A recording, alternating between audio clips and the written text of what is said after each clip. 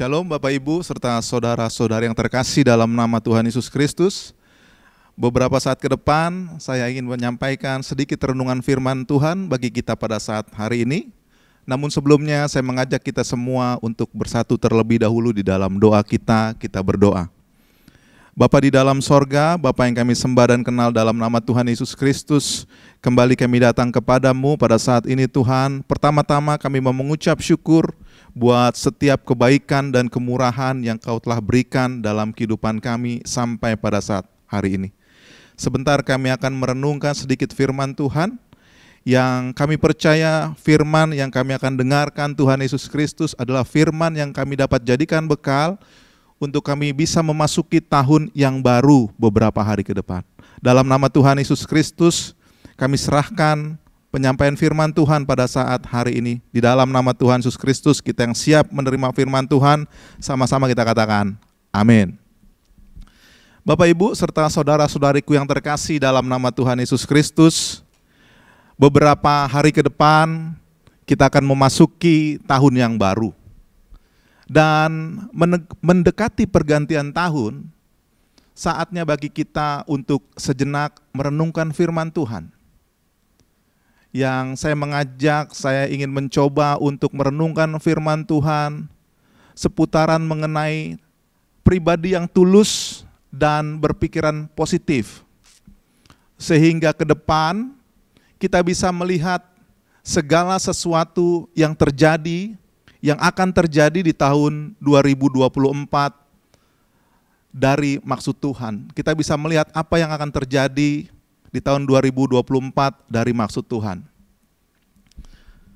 Seringkali tahun yang baru itu Bapak Ibu serta saudara-saudariku yang terkasih, biasanya kita identikkan dengan perubahan yang ingin kita capai, harapan-harapan, demikian juga keinginan yang ingin kita capai atau kesempatan untuk memulai sesuatu yang baru di tahun yang baru. Tetapi sebagai umat Tuhan, saudara-saudariku yang terkasih, kita juga bisa melihat atau mempergunakan waktu ini untuk memperdalam pengenalan kita akan Tuhan dan mengerti kehendaknya akan hidup kita. Dan kita juga bisa meresponi hal-hal yang baik yang akan terjadi di depan. Hal-hal yang menyenangkan yang akan terjadi di depan atau hal-hal apapun yang akan terjadi di depan, kita bisa responinya dengan baik. Oleh karenanya lah Bapak Ibu serta saudara-saudariku yang terkasih, saya mengajak kita untuk di tahun yang baru ini beberapa saat, beberapa hari ke depan, menjelang tahun yang baru ini, saya mengajak kita untuk merenungkan firman Tuhan, sehingga pada saat kita diizinkan Tuhan memasuki tahun 2024, kita sudah siap untuk menjadi pribadi yang berhati tulus dan berpikiran yang positif. Mari Bapak Ibu, untuk tema ini saya akan kasih judul pribadi yang berhati tulus dan berpikiran positif, yang saya ambil dari nats firman Tuhan di Kejadian pasalnya yang ke-39, ayatnya yang pertama sampai dengan ayatnya yang ke-23. Kejadian pasal 39, ayatnya yang pertama sampai dengan ayatnya yang ke-23. Saya akan bacakan bagi kita sekalian pada saat ini. Dengan judul perikop yang diberikan, yaitu Yusuf di rumah Potifar. Adapun Yusuf telah dibawa ke Mesir, dan Potifar, seorang Mesir, pegawai istana Firaun, kepala pengawal raja, membeli dia dari tangan orang Ismail yang telah membawa dia ke situ. Tetapi Tuhan menyertai Yusuf, sehingga ia menjadi seorang yang selalu berhasil dalam pekerjaannya. Maka tinggallah ia di rumah tuannya orang Mesir itu. Ayat yang ketiga, setelah dilihat oleh tuannya bahwa Yusuf disertai Tuhan dan bahwa Tuhan membuat berhasil segala sesuatu yang dikerjakannya, maka Yusuf mendapat kasih tuannya dan ia boleh melayani dia. Ketika Yusuf diberikannya kuasa atas rumahnya dan segala miliknya diserahkannya pada kekuasaan Yusuf. Sejak ia memberikan kuasa dalam rumahnya dan atas segala miliknya kepada Yusuf, Tuhan memberkati rumah orang Mesir itu karena Yusuf. Sehingga berkat Tuhan ada atas segala miliknya, baik yang di rumah maupun yang di ladang.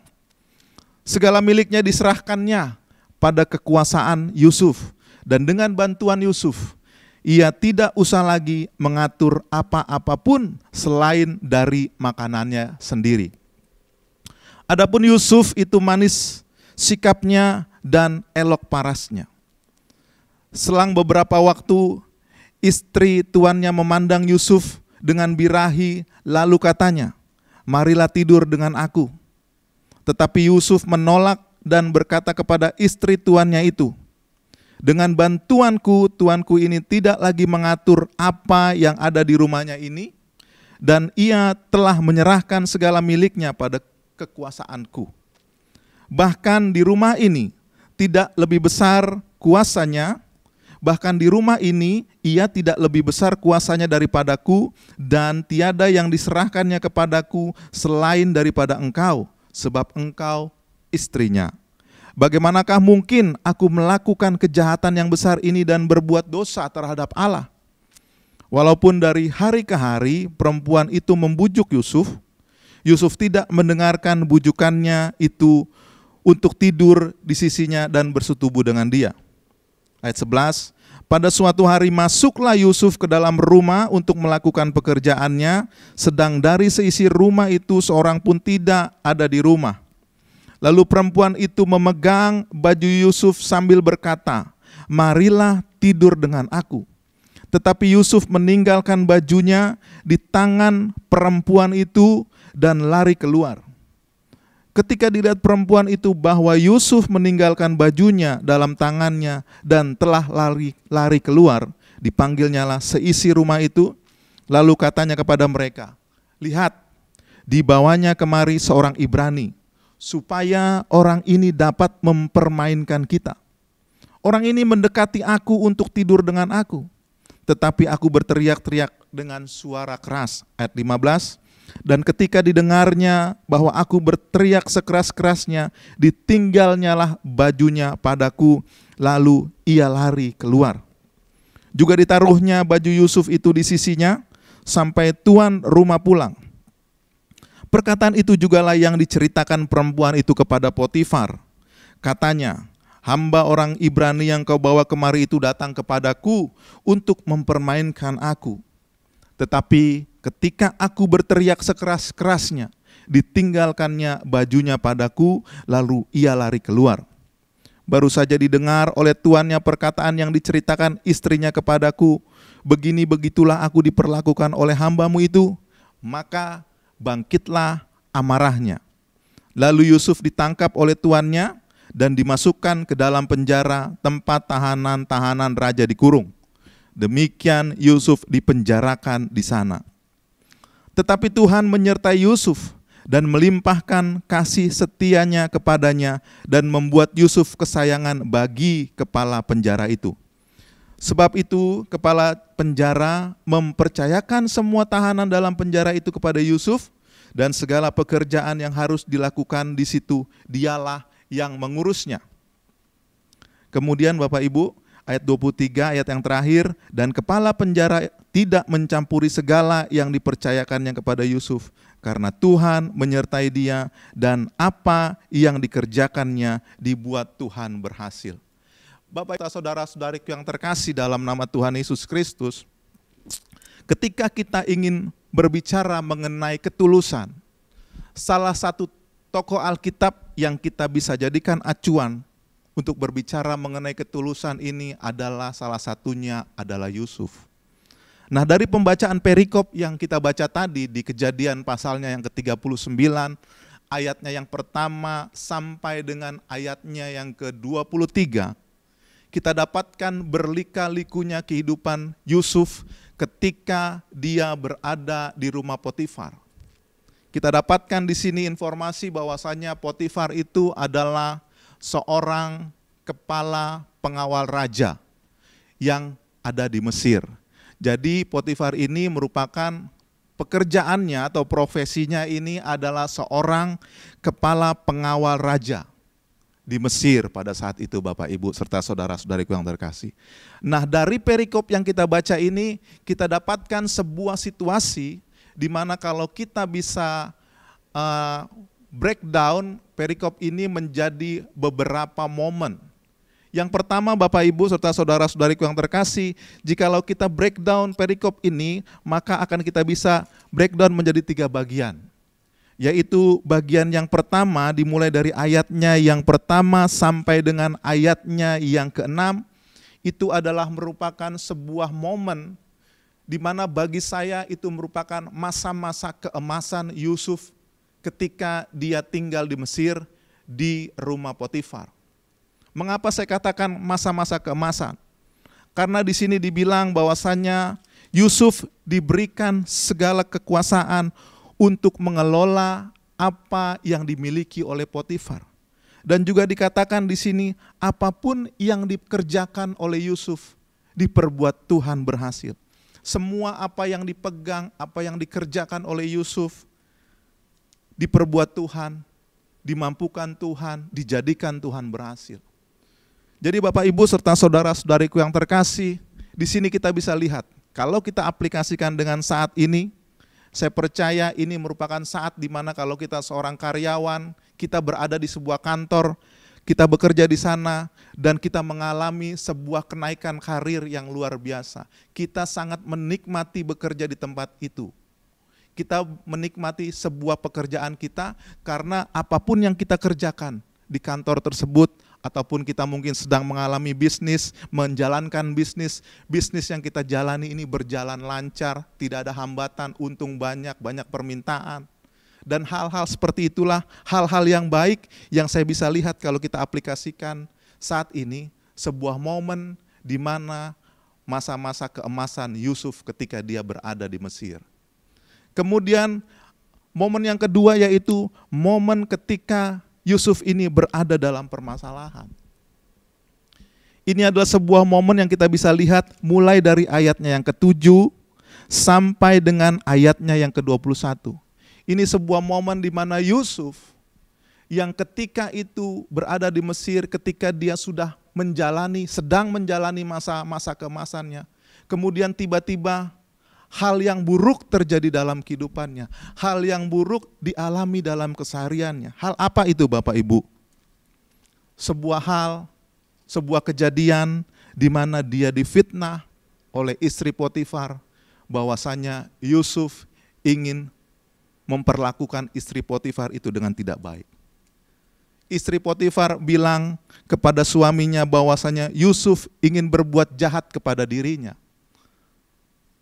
Dengan kata lain, maaf saya ingin menyampaikan bahwasanya Yusuf ingin memperkosa dia. Fitnah inilah yang membuat Yusuf berada di sebuah keadaan yang tidak nyaman, Bapak Ibu. Akhirnya kita ketahui dari ayatnya yang ke-7 sampai dengan ayatnya 21, akhirnya karena fitnahan istri Potifar ini, Yusuf harus berada di sebuah ruangan di suatu keadaan yang tidak menyenangkan karena fitnahan ini. Nah demikian saya yakin, saya percaya juga terkadang kehidupan itu seperti itu Bapak Ibu. Ketika kita berada di suatu momen yang sedang enak-enaknya, yang sedang semua lancar, tetapi kadang terjadi sesuatu hal yang tiba-tiba tidak mengenakkan. Ketika kita merasa badan kita ini sehat, tapi ternyata begitu kita mengadakan atau mengecek lab mungkin badan kita ini ternyata didapati satu penyakit yang sangat ganas dan itu bisa saja terjadi. Atau mungkin ketika bisnis yang kita jalani pada awalnya sedang berjalan lancar saja, tetapi di tengah jalan kita dibohongi orang, kita ditipu orang. Atau mungkin penjualan kita mengalami penyusutan sehingga kita rugi. Mungkin hal tersebut bisa saja terjadi dalam kehidupan kita Bapak Ibu. Hal itu juga terjadi dalam kehidupan Yusuf. Yusuf harus berada di penjara karena fitnahan istri Potifar.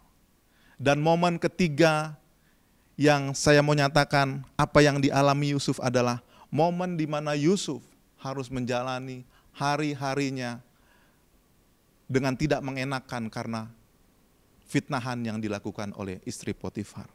Hari-hari yang dia harus jalani karena fitnahan ini di dalam penjara, Bapak Ibu.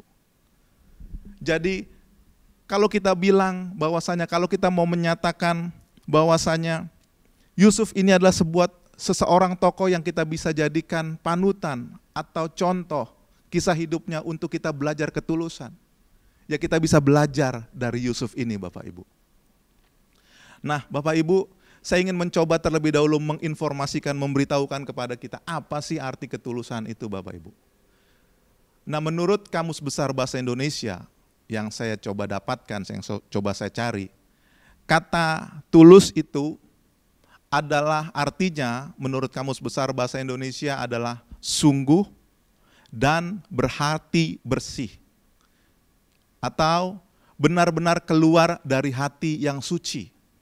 Atau juga artinya adalah jujur, tidak pura-pura, tidak sombong, tulus hati, atau juga bisa dibilang tulus itu artinya ikhlas.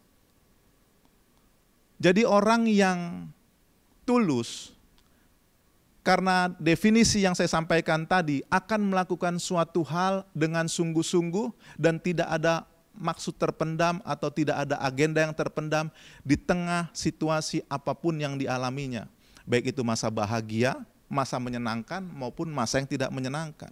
Dia akan menjalani hari lepas harinya dengan ikhlas, menjalani hari lepas harinya dengan tidak ada yang terpendam dalam dirinya, dalam hatinya apapun yang dia jalani.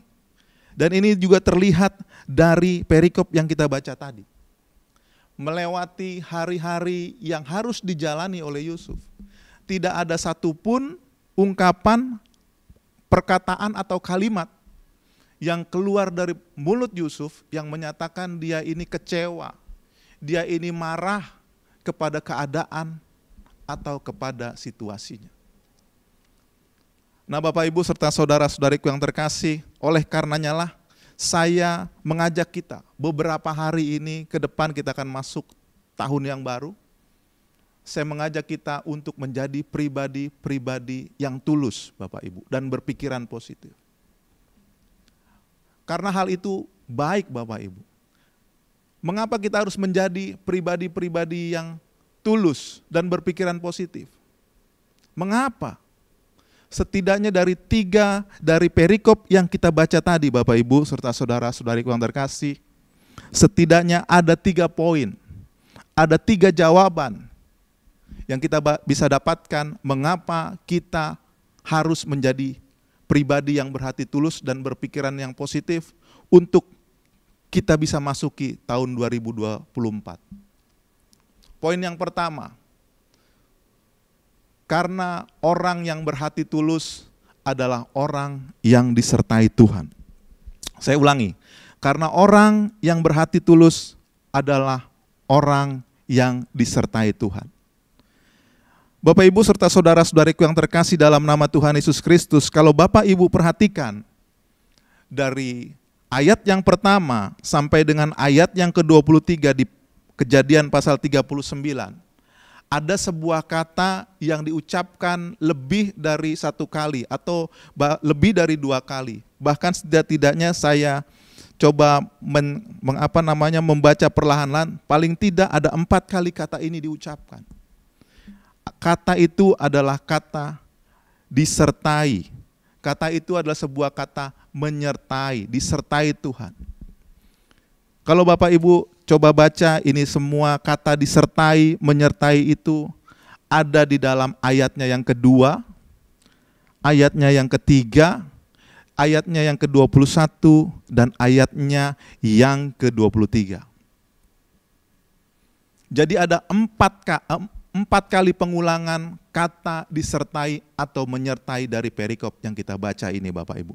Jadi di sini penulis kitab ini, penulis perikop ini dalam hal ini adalah Musa, ingin menekankan bahwasannya seorang yang tulus itu adalah seorang yang pasti disertai Tuhan. Apa itu arti kata daripada disertai Bapak Ibu? Kalau kita melihat dari bahasa aslinya, bahasa Ibraninya, kata disertai atau menyertai itu adalah et. Di mana kalau kita lihat dalam definisi di Kamus Alkitab, et itu Bapak Ibu berarti dekat. Dekat ini bukan hanya berbicara mengenai jarak. Jarak bukan hanya berbicara mengenai itu. Tapi et ini juga berbicara mengenai kedekatan, dekat secara hubungan Bapak Ibu serta saudara-saudariku yang terkasih.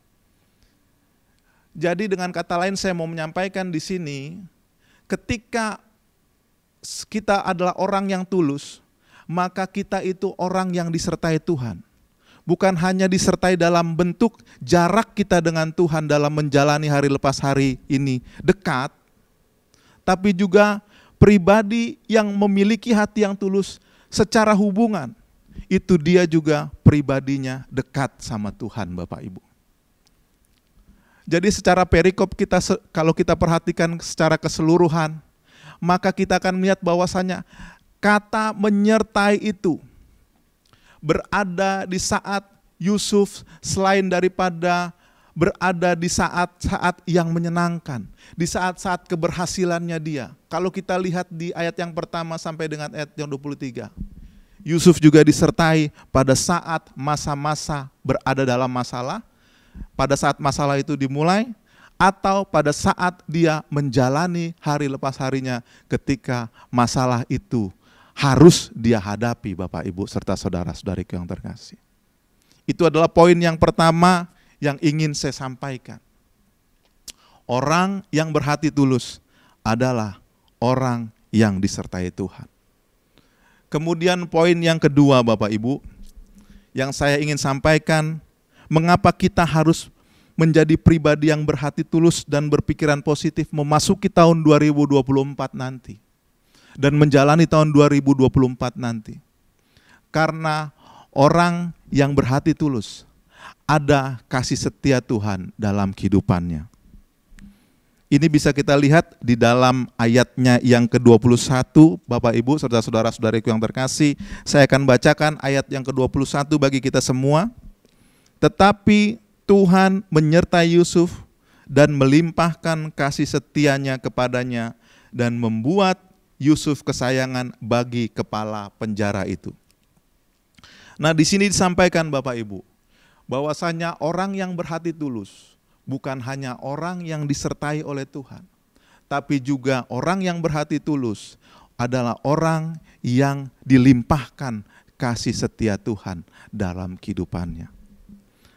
Nah, di ayat yang 21 ini adalah sebuah ayat yang bagi saya ini merupakan ayat yang menarik, karena di ayat ini ada sebuah pernyataan, yaitu sebuah perkataan yang bahwasanya menyatakan ada kata menyertai dan juga diikuti dengan kata melimpahkan kasih setianya. Jadi di ayat 21 ini ada kata Tuhan menyertai dan juga Tuhan melimpahkan kasih setia kepada Yusuf. Ada dua tindakan yang Tuhan lakukan, ada dua kata kerja yang kita bisa lihat di sini, yaitu Tuhan menyertai dan juga Tuhan melimpahkan kasih setianya. Kata Ibrani untuk kasih setia, kalau kita lihat dalam kitab Perjanjian Lama dalam bahasa Ibrani, kasih setia itu ditulis dengan kata chesed. Chesed, kasih setia.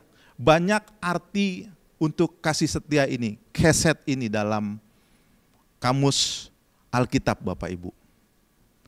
Namun yang menarik dari arti, salah satu arti dari kasih setia ini dalam bahasa Ibrani, kasih setia atau chesed ini juga diartikan oleh salah satunya itu diartikan favor atau pertolongan. Saya ingin mencoba menyampaikan pertolongan apa yang diberikan Tuhan kepada Yusuf ketika dia mulai dalam keadaan bermasalah dan juga ketika dia berada di penjara. Pertolongannya adalah Bapak Ibu serta saudara-saudariku yang terkasih, di ayat 21 ini kita bisa lihat Yusuf dan juga membuat Yusuf kesayangan bagi kepala penjara itu. Karena pertolongan Tuhan, sehingga Yusuf yang adalah seorang Yahudi, yang adalah seorang Ibrani, yang masalahnya, yang kasusnya itu adalah fitnahan dari istri Potifar, bahwasanya dia memperlakukan hal yang tidak senonoh kepada istri Potifar. Tapi karena pertolongan Tuhan, seharusnya Yusuf tidak hanya menjalani hukuman cuman dimasukkan penjara, tapi saudara-saudariku yang terkasih, hukuman yang mestinya dialami Yusuf adalah Yusuf harusnya dihukum mati. Karena menurut hukum perjanjian lama, orang yang melakukan hal yang tidak senonoh terhadap istri orang tersebut harus dihukum mati. Tapi ini karena pertolongan Tuhan, Yusuf hanya dimasukkan ke penjara dan juga Yusuf dijadikan Tuhan sebagai seseorang yang disayang oleh kepala penjara tersebut, Bapak Ibu. Jadi bagaimana mungkin kalau bukan pekerjaan Tuhan, Bapak Ibu? Bagaimana mungkin Yusuf cuman dimasukkan ke penjara? Bahkan Yusuf dijadikan orang kesayangan kepala penjara. Kalau kita pikirkan secara pikiran kita, secara akal kita, itu tidak mungkin terjadi. Tetapi ini mungkin terjadi karena Tuhan menyertai Yusuf dan melimpahkan kasih setianya kepada Yusuf. Sehingga Yusuf itu walaupun dia berada dalam penjara, Tuhan menyertai dia, Tuhan menolong dia, dan Yusuf merasakan penyertaan Tuhan dan pertolongan Tuhan terjadi dalam kehidupannya. Itu adalah poin yang kedua, Bapak Ibu. Kita mau masuki tahun 2024. Kita mau menjadi pribadi yang tulus. Karena pribadi yang tulus ketika berada dalam permasalahan, maka pribadi ini, orang ini akan dilimpahkan kasih setia Tuhan kepadanya jikalau dia berada dalam permasalahan. Dia akan ditolong Tuhan ketika dia berada dalam permasalahan. Tahun 2024 kita nggak tahu apa yang akan terjadi.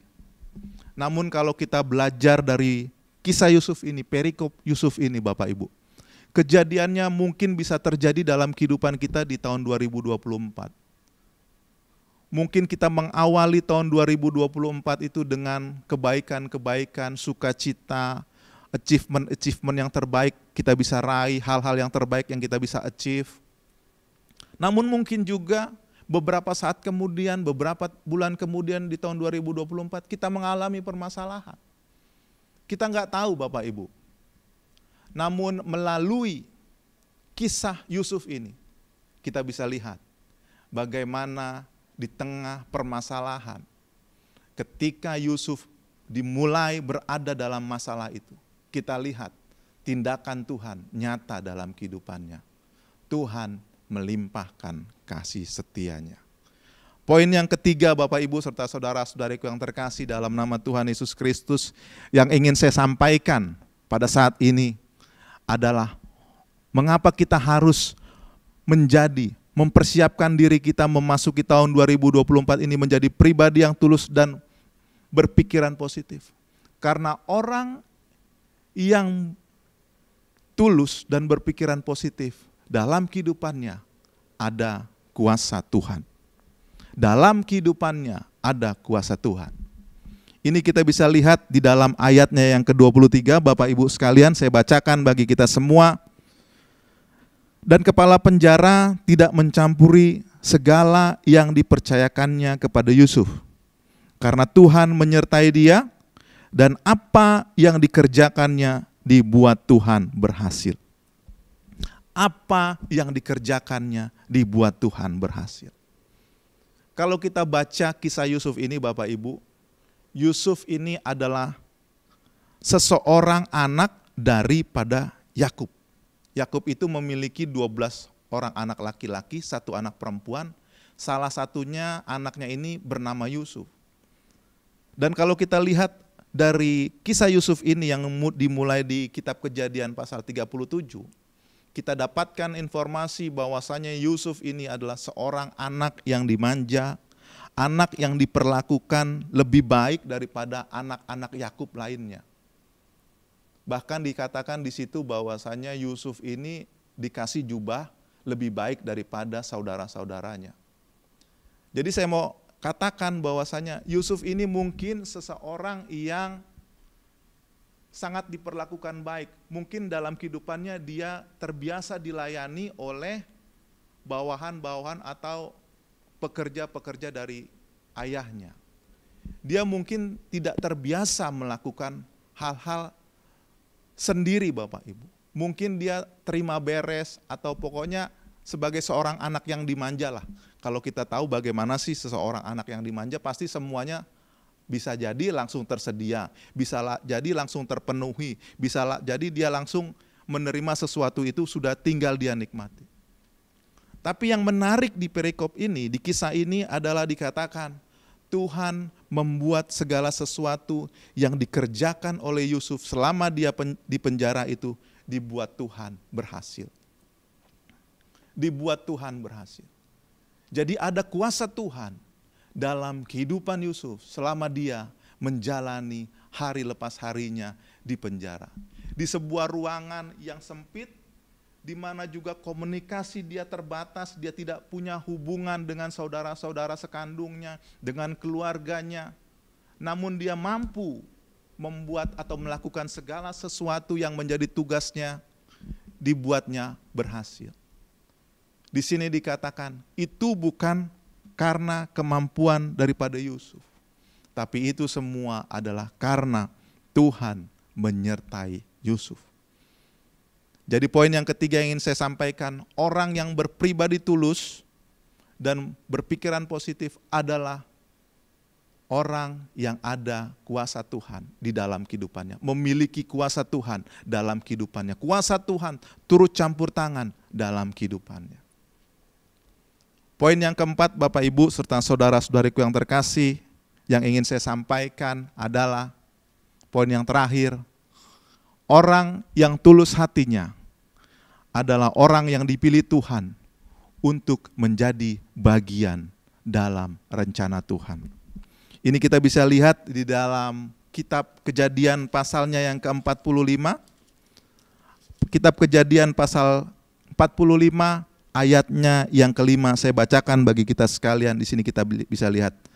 Tetapi sekarang janganlah bersusah hati dan janganlah menyesali diri karena kamu menjual aku ke sini. Sebab untuk memelihara kehidupanlah Allah menyuruh aku mendahului kamu.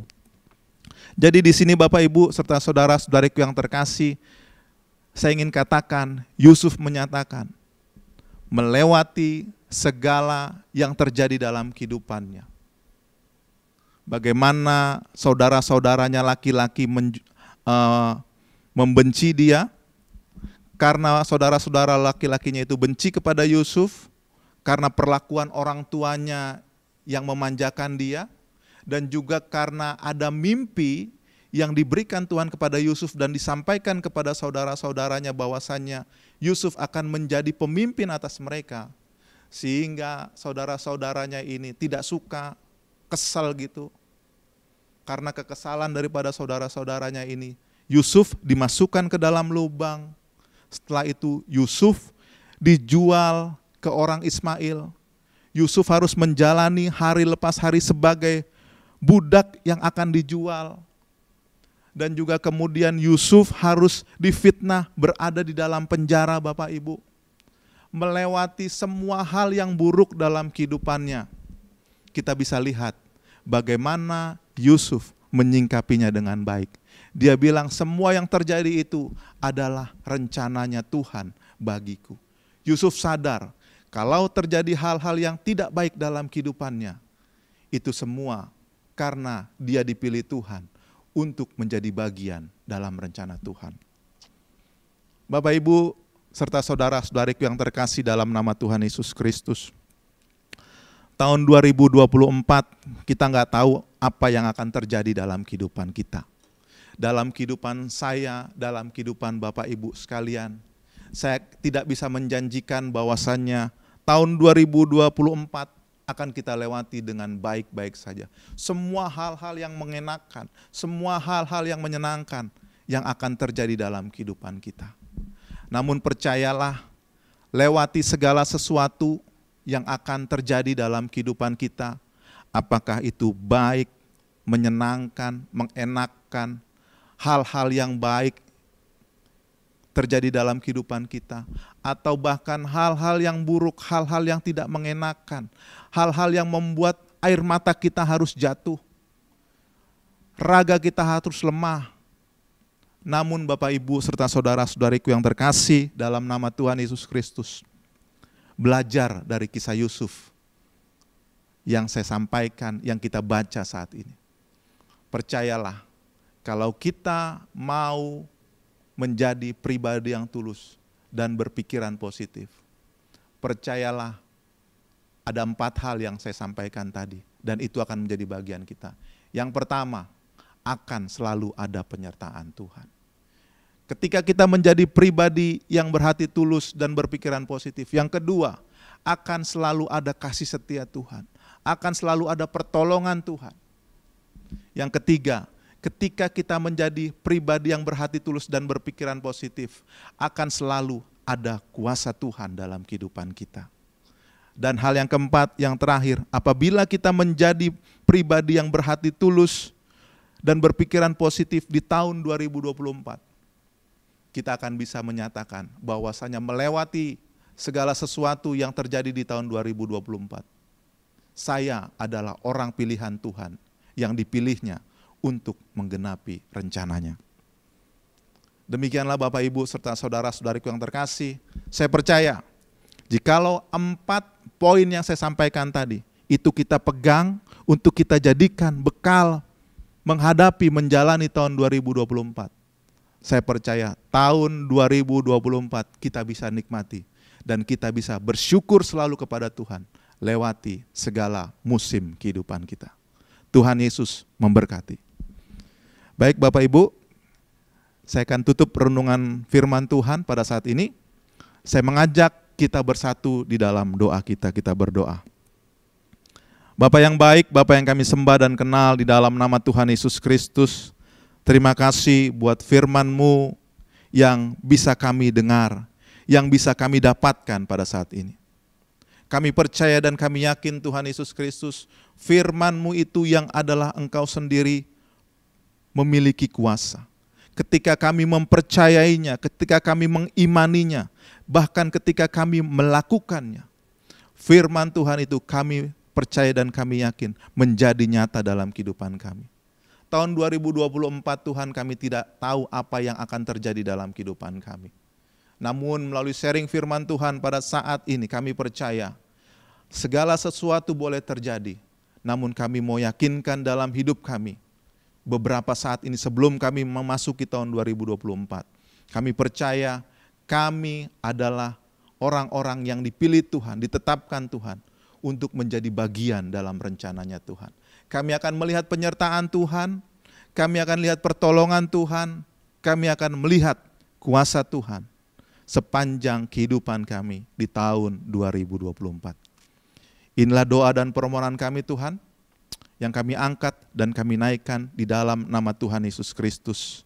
Dan kami mohon Tuhan, pimpin kami, bimbing kami, untuk kami bukan hanya menjadi pribadi-pribadi yang cakap sebagai pendengar firman, namun juga Tuhan pimpin bentuk kami menjadi pribadi lepas pribadi yang cakap menjadi pelaku firman Tuhan. Dalam nama Tuhan Yesus Kristus, kami sudah berdoa mengucap syukur, dan kami tutup doa ini sebagai dengan doa yang Tuhan Yesus Kristus ajarkan. Bapa kami yang bertahta di dalam kerajaan sorga, dikuduskanlah nama-Mu, datanglah kerajaan-Mu, jadilah kehendak-Mu di bumi seperti di sorga.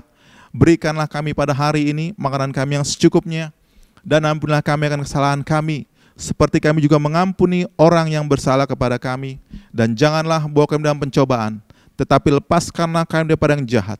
Karena Engkau yang punya kerajaan, kuasa, dan kemuliaan sampai selama-lamanya. Amin. Selamat menyongsong tahun baru. Tuhan Yesus memberkati. Shalom.